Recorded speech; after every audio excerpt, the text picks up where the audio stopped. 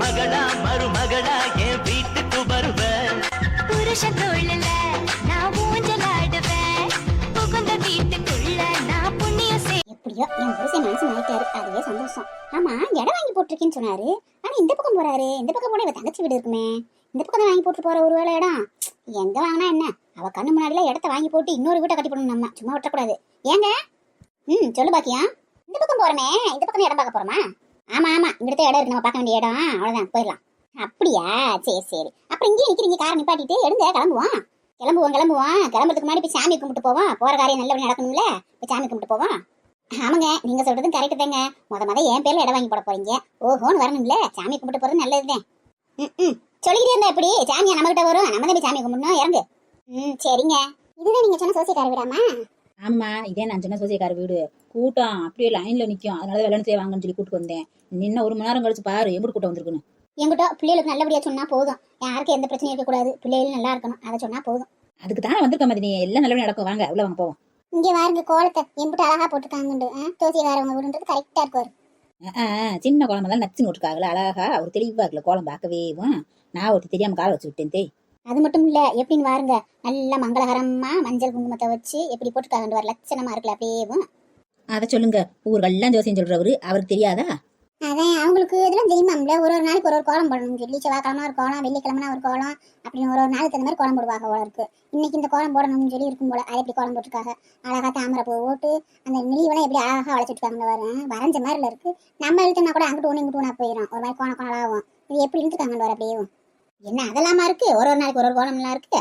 ஆமாத்தானா, அப்படிலாம் இருக்கான்ட்ட, ஒரு நாளைக்கு ஒரு கோலம் இருக்கான். ஒரு விசேஷ நாள்னா ஒரு கோலம் இருக்கான். இப்போ எப்படி பொங்கல்னா பொங்கல் கோலம் போடுறோம்ல, அது மாதிரி வெள்ளிக்கிழமைனா ஒரு கோலம், செவ்வாய்க்கிழமைனா ஒரு கோலம், புதன்கிழமைனா ஒரு கோலம், பௌர்ணமினா ஒரு கோலம் அப்படின்னு சொல்லி ஒன்று வச்சிருக்காங்களாம். அதுமில்லாப்புல புள்ளி கோலம் என்னைக்கு போடணும், ரங்கோலி என்னைக்கு போடணும் அப்படின்லாம் வச்சு தெரிஞ்சுக்கிட்டு போடுறாங்க நிறைய பேர். நமக்கு எங்க அதெல்லாம் தெரியுது. ஏன்டி நீ கோலம் நல்லா போடுவேன், சூப்பராகும். கோலம் எல்லாத்தையும் போடுவேன், அந்த சாஸ்திரமா நமக்கு தெரியாத, நமக்கு மதிப்பா போட்டு விடுவான். ஆமாம்மா, நீ சொல்லும்போது ஞாபகம் வருது. எங்க எதிர்த்து வீட்டுல சாண்டான்னு ஒருத்தி இருக்கா, அவ அப்படித்தான் போடுவா, நீ சொன்னாப்பதான் போடுவா. செவ்வாய்க்கிழமை ஆயிட்டா போதும், அது என்னமோ இந்த ஓட்டுக்காங்கல்ல நட்சத்திரம், அந்த நட்சத்திரத்திலேயும் வெறும் நட்சத்திரமா வரும், சுத்தீவும் எத்தனை 6 நட்சத்திரமோ எத்தனை நட்சத்திரம் வரும், 6 7 தேதியில கரெக்டா அப்படியே போட்டு அந்த குழந்தையும் போடுவா. கரெக்டா செவ்வாய்க்கிழமை முருகருக்கு அந்த கோலம் போட நல்லதுன்னு சொல்லி போடுவா. அந்த கோலத்துக்கு பேர் கூட என்னமோ ஒரு கோலம் மட்டும் சொல்லுவா, ஞாபகம் வர மாட்டேங்குது. ஆமாம்மா, அது என்னமோ சர்க்கோண கோலம்னு சொல்லி சொல்லுவாங்க. அதுல சரவண பவன் சொல்லி எழுதி, சரவண பவ ஓம் அப்படின்னு சொல்லி எழுதிடுவாங்க, ஸ்டார் போட்டு அப்படியே சுத்தீவும். அது சர்க்கோண கோலம், அது நல்லதான். செவ்வாய்க்கிழமை உள்ள போட்டு 6 விளக்கு ஏற்றணுமா. இப்படி ஏற்றிக்கிட்டே வந்தோம்னா நம்ம நினைச்சது அப்படியே நிறைவேறுமா.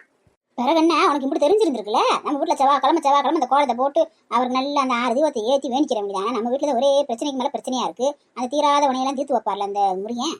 ஆமாத்த, அப்படித்தான் நினைச்சிட்டு இருந்தேன். அது நினைச்சிட்டு இருக்கக்குள்ளேயே என்னென்னமோ நடந்து போச்சு, கண்ணு மூடி கணத்துறக்குள்ளேயும் அப்படி நடந்து போய் போச்சு. என்ன செய்யறது, இந்த வார செவ்வாய்க்கிழமை இருந்து அப்படித்தான் கோலத்தை போட்டு விடாம இந்த மாதிரி தீபத்தை ஏற்றி முருகனை கும்பிடுவோம்.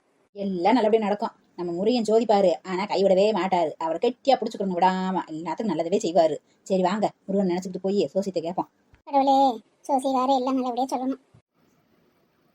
என்ன இந்த மனுஷன் இங்கே வந்து காரணம் நிப்பாட்டிருக்காப்ல, இவ வீட்டுக்கு வந்தாரு.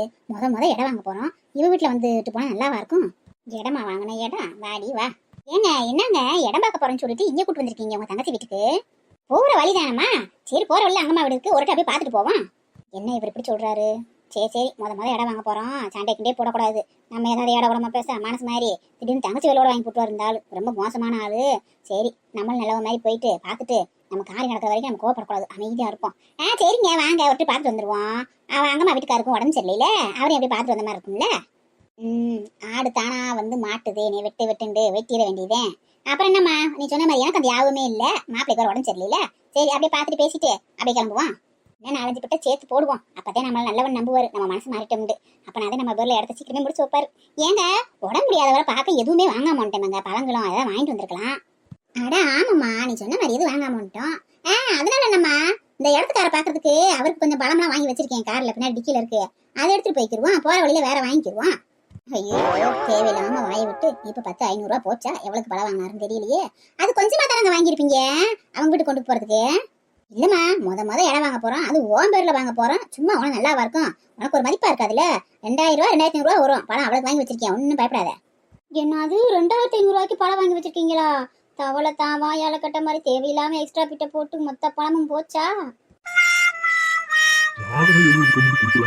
அது கரெக்டான பேரு நேரம் எதுவும் எழுதி கொடுக்காம சும்மா வெறும் நோட்டை கொடுத்துட்டு போயிடுறாங்க. நான் எதை வச்சு எழுதுறது? சாமி வணக்கம் சாமி. வாங்கம்மா சொல்லுங்க. சாமி நான் அன்னைக்கு சாந்தாவோட வந்தில்ல சாமி சோசியம் பாக்குறதுக்கு. சாந்தா கூட வந்தீங்களா? அவங்களா? சரி சரி, ரொம்ப நாள் ஆயிடுச்சு, அடையாளம் தெரியல. நல்லா இருக்கீங்களாமா? நல்லா இருக்கேன் சாமி, உங்க புண்ணியத்துல எல்லாம் நல்லபடியாத்தே இருக்கு. இவங்க என் சொந்தக்காரவங்க, என் மதினி அவங்க மருமக. அதான் அவங்களுக்கு சாதகம் பார்த்துட்டு போலான்னு வந்தோம் சாமி. ஓ அப்படியாமா? சரி சரி, உட்காருங்க ஃபர்ஸ்ட். சரிங்க சாமி. சொல்லுங்கம்மா, ஜாதகம் எழுதணுமா எப்படிமா? இல்ல சாமி, சாதகமா எழுதியாச்சு சாமி. சாதகம் பார்க்கணும் எப்படி இருக்கு என்னன்னு சொல்லி. அப்படியா? சரி சரி, கொண்டாங்க சாதத்தை கொண்டாங்க. இந்தாங்க சாமி, நல்லபடியா நல்ல குறிய சொல்லுங்க. எல்லாம் அவங்க கையில இருக்குமா, நம்ம கையில எதுவும் இல்ல. நல்லபடியா சாமியை வேண்டிக்கங்க. ஓ அப்படியா? சரி. என்ன சாதத்தை வாங்கி இம்பிட்டு நேரம் பார்த்துட்டு இருக்காரு, என்ன ஏதுன்னு தெரியல. எனக்கு வேற பதக்கன் இருக்கு. அவர் அப்படிலாம் எடுத்தவங்க கவுத்துன்னு சொல்ல மாட்டார் மதினி. நல்லா பார்த்து கணிச்சு நிதானமாத்தையும் சொல்லுவாரு. அவசரப்படாதீங்க, நல்லதவே சொல்லுவாருன்னு நினைப்போம். ஏமா இந்த பிள்ளை சாதகத்துக்கு கல்யாணம் நாட வரைக்கும் வந்து தாலி கட்டுறது வரைக்கும் வந்து கல்யாணம் நின்று போயிருக்கணுமே. என்னத்த அப்படியே நேர்ல வாத்த மாதிரி சொல்றாரு, புட்டு புட்டு வைக்கிறாரு. அதாண்டி அதையும் சொல்லி இந்த மாதிரி கரெக்டா சொல்லுவாருண்டு. நடக்கிறது நடக்க போறத பூரா கரெக்டா சொல்லுவாருண்டு. ஆமா சாமி, அதே சாமி உண்மை. தாலி கட்டு வரைக்கும் வந்து கல்யாணம் நின்று வச்சு சாமி. அதே ரொம்ப நொந்து போய் வந்திருக்கோம். அது என்ன ஏதுன்னு பார்த்து சொல்லுங்க சாமி. இந்த பிள்ளை சாதகம் அந்த எம்பெருமா முருகன் சாடு மாதிரி பிறந்த இடம் ஒண்ணு, வளர்ந்த இடம் ஒண்ணு, வாழப்போற இடம் ஒண்ணு. என்னத்த சொல்றாரு ஒண்ணுமே புரியல. பிறந்த இடம் ஒண்ணுன்றாரு, வளர்ந்த இடம் ஒண்ணுன்றாரு, வாழ்ற இடம் ஒண்ணுன்றாரு. வாழ்ற இடம் சரி வேற இடம் தான், பிறந்த இடமும் வளர்ந்த இடமும் வேற வேறன்றாரு. அதையும் எனக்கு ஒன்றும் புரியலையே, என்ன சொல்றாங்க. இந்த ஜாதகாரோ சொல்றது நமக்கு புரியாது.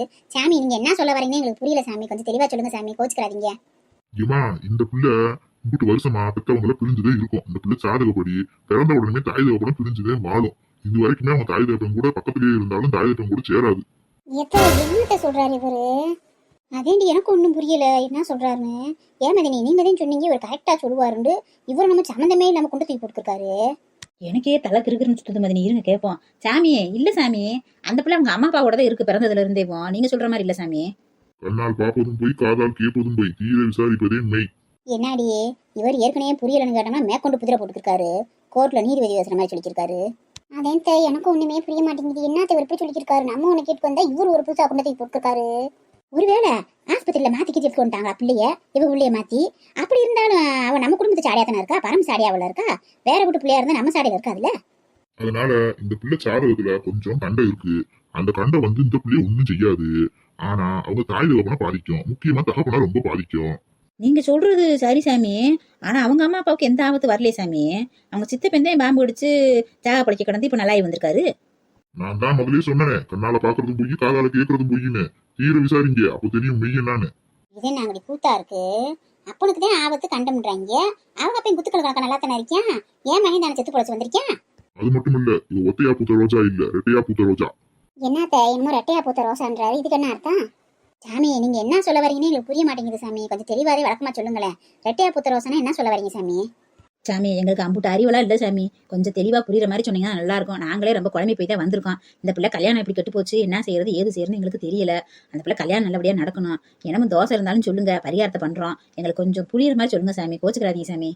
சொல்றேம்மா, இந்த பொண்ணு ஒத்தையா பிறந்த பிள்ளை இல்ல, ரெட்டையா பிறந்த பிள்ளை. இந்த பிள்ளை தான் தலை பிள்ளை. நீங்க நான் எப்படி தலைப்பிள்ளைக்கு தான் முதல்ல கல்யாணம் பண்ணிருக்கணும். ஆனா நீங்க இளையபிள்ளைக்கு கல்யாணம் பண்ணிருக்கீங்க. இப்ப ரெண்டாவது நீங்க தலைப்பிள்ளைக்கு கல்யாணம் பண்றீங்க. இதனால தோசை ஏற்பட்டிருக்கு. அந்த தோசம் தகப்பனை தான் தாக்குது, அவருக்கு தான் கண்டம்.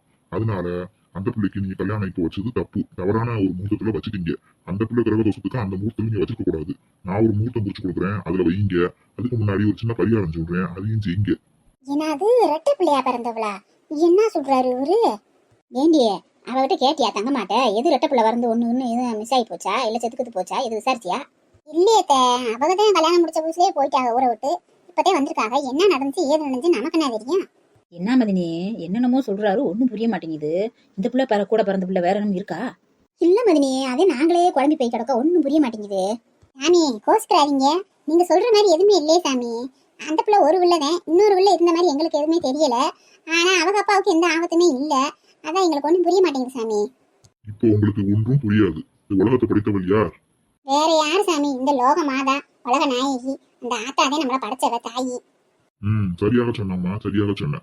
நீ சொன்னது கரெக்டு தான். இந்த உலக நாயகி நம்ம படைத்த தாய், அவள் தான் நமக்கு எல்லாத்துக்குமே காரணமானவள், மூலக்கர்த்தா அவள் தான். அதனால அந்த தாய் கிட்ட போய் எல்லாத்தையும் கேளு, உனக்கு எல்லாமே புரியும். இதே நாடி உலக நாயகி தாயிட்ட போய் கேளுன்றாங்க. அவன் நம்ம ஆத்தாவை எங்க போய் தேடுறது? அவ காத்துலயும் காதுலயும் கலந்துருப்பா. அவ இப்படி நம்ம கண்ணுக்கு தெரியவா? அவகிட்ட எப்படி கேட்க முடியும்? சாமி நீங்க சொல்றது ஒன்றும் புரியல. உலக நாய்க்கு நாங்க எங்க போய் பார்க்க முடியும்? அவ ஆத்தா ஈஸ்வரி அங்கால பரமேஸ்வரி காத்துல கலந்தவ. அவளை நாங்க எங்க போய் பார்த்து கேட்க முடியும் சாமி? ஒன்றும் புரியல சாமி, கொஞ்சம் தெளிவா சொல்லுங்க. அனைவருக்குமே உலக நாயகி அவரவரை பெற்ற தாய் தான். அவங்க தாய் தான் எல்லாத்துக்கும் முதல் கடவுள். அதுக்கப்புறமா தான் மத்தவங்க. அதனால அந்த அம்மாவை பத்தி தாயை போய் கேட்க சொல்லு, எல்லாமே புரியும். என்னத்த சொல்றாரு? எங்க அம்மாவை போய் கேட்க சொல்றாரு. அம்மாவுக்கு என்ன தெரிய போகுது? சாமி அவங்க அம்மாவுக்கு என்ன சாமி தெரியும் பாவத்துக்கு? ஏதோ கோயில் இடத்துக்கு போவாங்க வருவாங்க. அவங்களுக்கு அம்புட்டி யானமெல்லாம் கிடையாது சாமி. நீங்க சொல்ற மாதிரி இந்த மாதிரி சாதகமெல்லாம் சொல்ற அளவுக்கு. நான் சொல்றேன்லம்மா, எல்லாம் தெரியும். அவங்க அம்மாட்ட போய் எல்லாத்தையும் கேட்க சொல்லுங்க. உங்களோட குழப்பத்துக்கு எல்லாமே ஒரு முடிவு தெரியும். கையில வெண்ணையை வச்சுக்கிட்டு நீக்கு அலையாதீங்க. சரிங்க சாமி, நீங்க சொல்ற மாதிரி எங்க அம்மாட்ட போய் கேட்கறோம். அப்புறம் பரிகாரம் சொல்றேன்னு சொன்னீங்க கல்யாணத்துக்கு. அதான் சாமி என்ன பரிகாரம் செய்யணும், அதுக்கு ஒரு முகூர்த்த நாளும் சொல்றேன்னு சொன்னீங்க. அதையும் சொன்னீங்கன்னா நல்லா இருக்கும். முதல்ல போய் எல்லாத்தையும் தெரிஞ்சுக்கிட்டு குழப்பத்துல இருந்து வெளியில வாங்க. அதுக்கப்புறமா வாங்க, நான் பரிகாரத்தை சொல்றேன். 2வது பரிகாரத்தை செய்யுங்க. அதுக்கப்புறம் முகூர்த்தம் முடிச்சு கொடுக்குறேன். நல்லபடியா கல்யாணம் நடக்கும். சரிங்க சாமி, ஏதோ எங்களுக்கு குழப்பம் கொஞ்சம் தீர்ந்த மாதிரி இருக்கு. இப்ப வீட்டுக்கு போனாதே எங்க குழப்பமே தீரும். சரிங்க சாமி, நல்லது சாமி, வாரம் சாமி.